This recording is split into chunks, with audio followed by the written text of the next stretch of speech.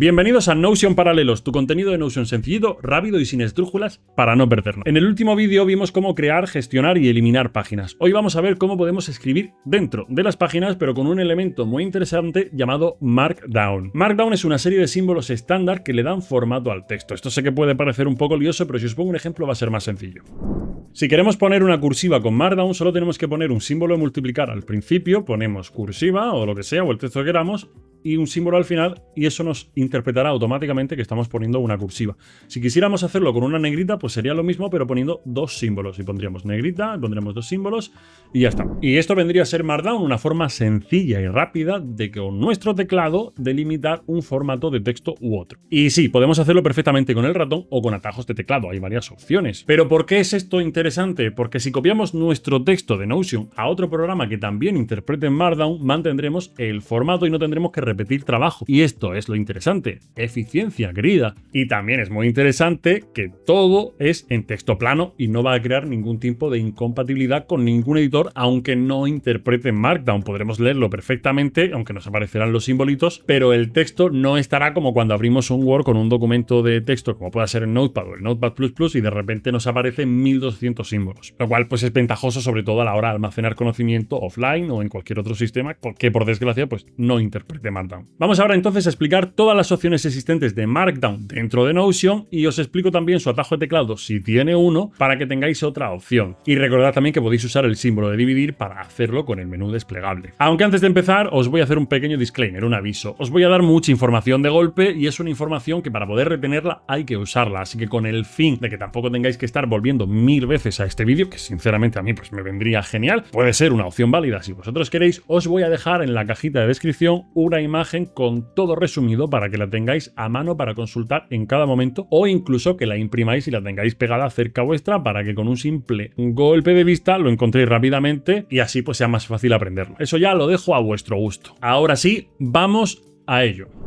Vamos a empezar con los estilos básicos de texto. Como ya os he comentado, si queremos hacer una cursiva, solo tenemos que poner un símbolo de multiplicar al principio de nuestro texto y otro al final, o si queréis, podéis usar la barra baja también y tendríamos nuestro texto en cursiva y al ponerlo al final se pondría automáticamente en cursiva porque Notion lo interpreta así. ¿Qué ocurre si lo quiero hacer con un atajo de teclado? Pues podemos seleccionar el texto y pulsar Control-I, que en este caso nos quita la cursiva y nos la vuelve a poner. O si vamos a empezar directamente con cursiva, antes de escribir pulsamos Control-I y ya podemos escribir en cursiva. Si lo queremos hacer en negrita, como os he comentado, dos símbolos de multiplicación o dos símbolos de barra baja y nuestro texto. Y de esta manera pondríamos nuestro texto en negrita y si lo queremos hacer con el teclado sería Control-V. ¿Qué ocurre si quiero ponerlo en cursiva y en negrita a la vez? Pues básicamente lo que voy a hacer es poner 3 asteriscos, nuestro texto y 3 asteriscos. Y ya lo tendríamos en cursiva y en negrita. O podríamos combinar los atajos de teclado si tenemos el texto normal. Pulso Control V y lo pongo en negrita y pulso Control I y lo pongo en cursiva. Y recordad por supuesto que aquí arriba pues tenéis también los comandos para hacerlo con el ratón. Ahora, ¿qué ocurre si lo que quiero es poner un trocito en negrita y un trocito en cursiva? Pues lo que haría sería poner como si fuésemos a escribir en negrita, 2 asteriscos, nuestro texto. Y ahora, lo importante, le damos barra baja, importante, lo cierro, que se pone en cursiva, terminamos de escribir y ponemos las dos símbolos de multiplicar. Y ya tendríamos un texto en negrita y uno en cursiva.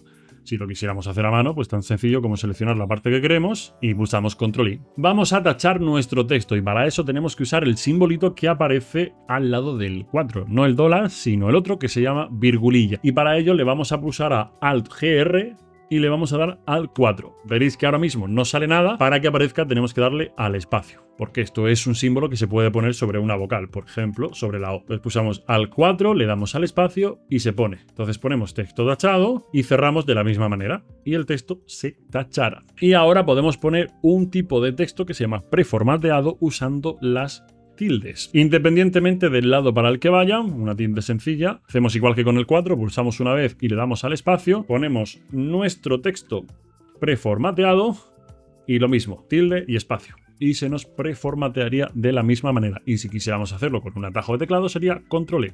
Y bueno, como extra, si quisierais poner el texto subrayado, no hay ninguna opción en Markdown para hacerlo, pero el comando es Control-U. El comando no, el atajo de teclado. Ponemos texto subrayado y ya estaría. Vamos a trabajar ahora con los párrafos, que es una manera muy eficiente y muy buena de organizar la información, y con la última actualización de Notion es incluso mejor porque nos va a aparecer un menú en el lateral que ahora veremos, muy útil para navegar por nuestra página. Y para ello solo tenemos que usar el botón de almohadilla, que lo podemos conseguir pulsando Alt+Gr y el 3. Si ponemos una almohadilla y le damos al espacio, se generará el encabezado 1, como veis que está apareciendo aquí. Si sin embargo, si lo que hago es poner dos almohadillas, me saldrá el encabezado 2, y si pongo 3 me saldrá el encabezado 3. No hay más encabezados, es 1, 2 o 3 y cada uno tiene un tamaño. Pero es importante saber que es jerárquico, que es como si el encabezado 1 a nivel de jerarquía está por encima del 2 y el 2 está por encima del 3. También podéis acceder con la barra de división poniendo encabezado y os aparecerán aquí los 3, pero bueno, si lo podéis hacer también de esta manera más rápida, yo creo que ahorráis tiempo. Vamos a crear rápidamente unos encabezados para que podáis ver la forma de navegar por ellos que os he comentado y seguimos.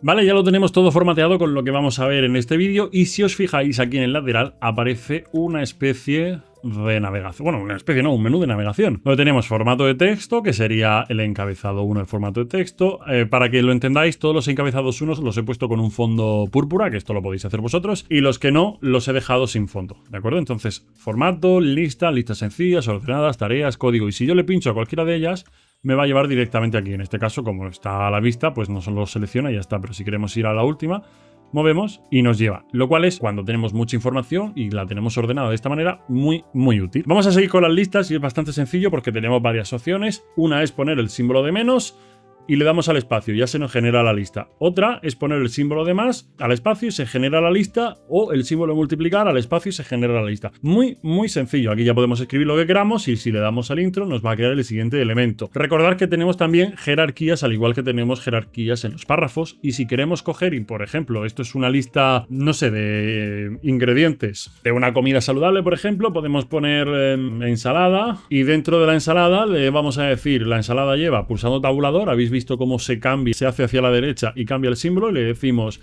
lechuga, tomate, ahí. En la siguiente, bocadillo, y ponemos pechuga de pavo, y tenemos dos opciones, baja en grasa o baja en sal. Lo siguiente sería la lista por letras. Si ponemos la A, en este caso no podemos poner la letra que queramos. Si ponemos la de un punto y A no pasa nada, pero si ponemos la A, un punto y el espacio, se nos va a generar una lista por letras. Conforme vayamos escribiendo, se nos va a ir generando pues A, B, C, D, F, G hasta el final del abecedario, donde entonces se duplicará y empezará A, B, A, C, como podéis ver aquí perfectamente. La siguiente y la última es también una lista numérica, pero por números romanos. Y es que hay una letra en concreto que si la ponemos un punto y le damos al espacio, nos genera una lista numérica romana, que es la I, en minúscula siempre, punto, espacio, y se nos genera una lista. Y entonces vamos añadiendo y, como veis, sigue el esquema de los números romanos. Ahora bien, podemos tener todos los tipos de lista que hemos visto dentro de una única lista. ¿Cómo? Tabulando, como lo hemos hecho anteriormente. Si yo, por ejemplo, me voy con una lista numérica y digo elemento 1, le doy al enter, me sale el segundo, pero pulso el tab, el tabulador,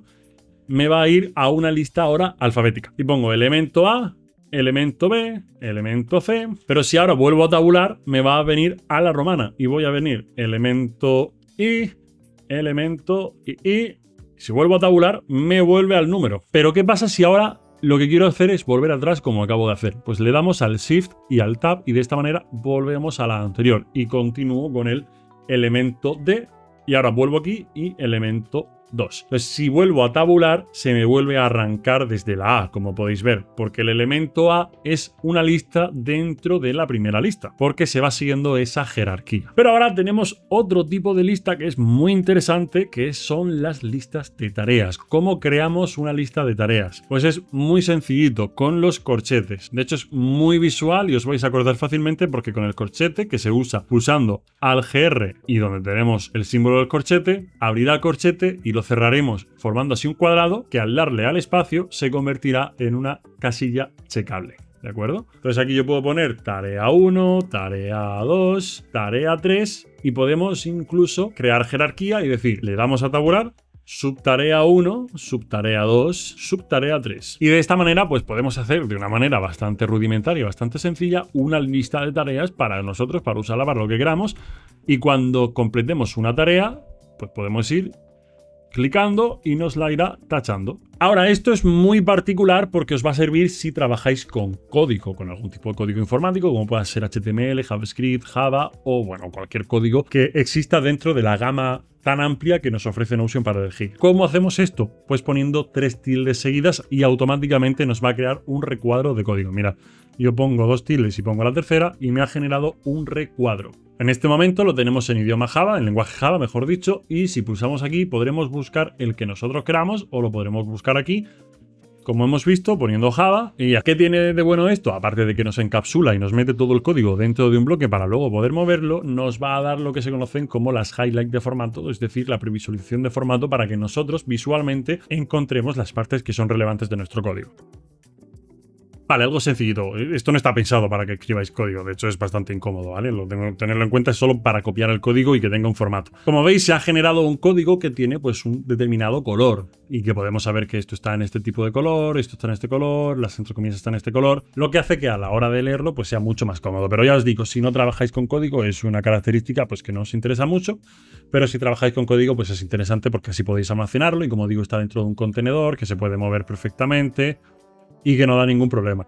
Separadores, y esto es algo interesante porque es algo que nos sirve de manera visual para organizar nuestras páginas. A mí, por ejemplo, no lo he hecho aquí porque quería esperarme a enseñároslo, pero a mí, después de poner siempre un encabezado, me gusta meter un separador. Y yo lo que hago es directamente ponemos 3 símbolos de menos o 3 guiones, como lo prefiráis, y automáticamente nos crea este separador que se convierte automáticamente en un bloque que también se puede mover. Pues para mí, pues queda muy bonito hacer así, dejarlo todo ordenado y poner... Esto es un texto rodeado de separadores. Fácil y sencillo. Luego hay una cosa que funciona también curiosamente dentro de Markdown, que son los emotes. Y es que resulta que los emoticonos a fin de cuentas están estandarizados, aunque es cierto que, bueno, cada dispositivo los muestra de una manera o de otra, pero todos mantienen la intencionalidad del mismo emote, por lo que al final de manera interna funcionan todos iguales, que son básicamente un código que el programa interpreta. Lo que estamos viendo, básicamente, Markdown. Para colocar emotes tenemos varias maneras. La más sencilla es irnos a la propia que nos da Notion, a la propia herramienta, que es con la barra, le damos a emoji y nos va a salir el menú desplegable de todos los emojis que tenemos. Nosotros elegimos uno, como por ejemplo este koala, y directamente lo va a pegar. Otra manera rápida es darle a los 2 puntos y poner una descripción del emote que buscamos, por ejemplo, vómito. Y entonces nos va a dar los resultados de los emotes que coinciden con este concepto. Le damos al Enter y lo seleccionamos. Otra opción es la que nos viene por defecto dentro de nuestro sistema operativo. Por ejemplo, yo en Notion, para desplegar el menú de emoticonos, tengo que darle a la tecla de Windows y al punto. Y me va a salir este desplegable para yo meter el emote que yo quiero. Vamos a buscar el del vómito para que veamos que es igual, aunque aquí parezca otro distinto porque tiene otra apariencia.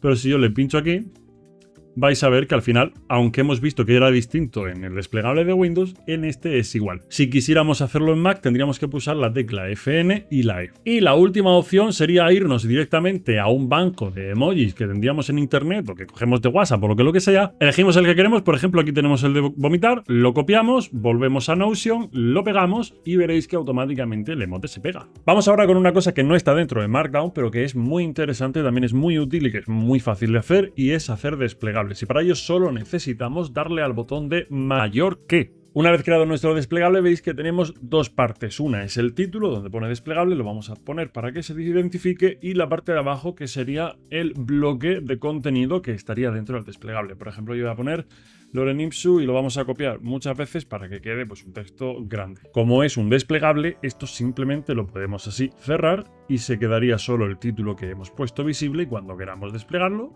lo podríamos desplegar perfectamente y no ocuparía un espacio extra todo el texto que tenemos dentro de este cuerpo. Bueno, texto, imágenes o lo que queramos meter, porque a fin de cuentas podemos meter de todo. Para que os hagáis una idea, yo tengo así mi guión de este vídeo básicamente, y lo tengo en varios desplegables para así poder mantener la coherencia dentro de mi propia página, ¿de acuerdo? Que no se ve entera, ya hablaremos de ella.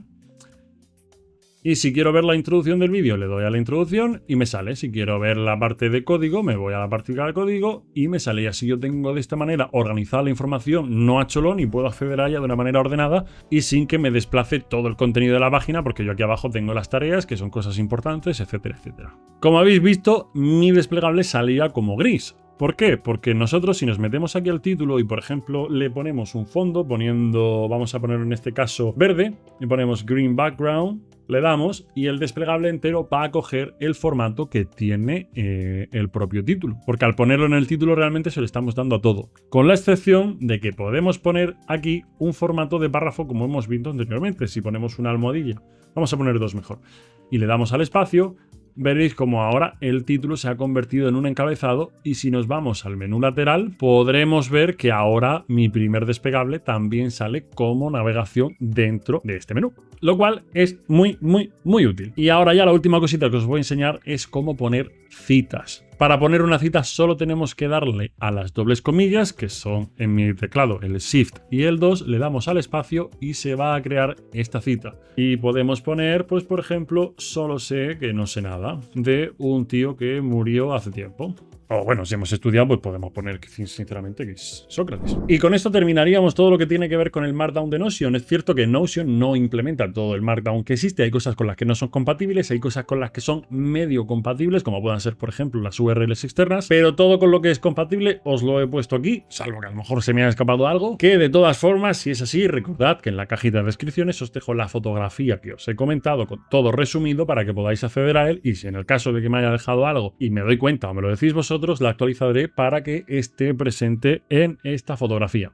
Así que ya sabéis, darle a like, suscribiros y nos vemos en el próximo vídeo. ¡Chao, chao!